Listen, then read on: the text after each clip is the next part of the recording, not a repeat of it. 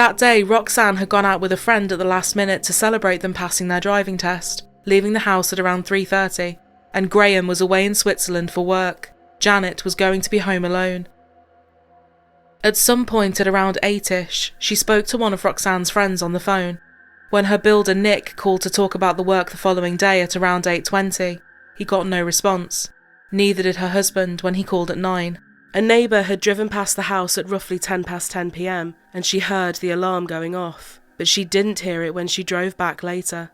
The external alarm would have been going off for about 20 minutes. The internal alarm, however, continued to sound.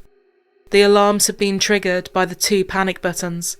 One was beside Janet's bed, and the other was by the front door. The police were not sure which panic button she had pushed.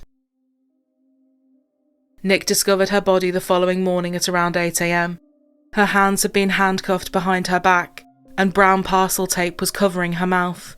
There was blood spatter on the walls and ceiling.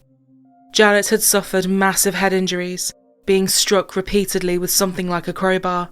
She was naked, restrained, and gagged, but there was no evidence of a sexual assault, and it's not believed that there was a sexual motivation behind her murder. Also, the house had been obviously and extensively searched by the killer, but nothing appeared to have been stolen.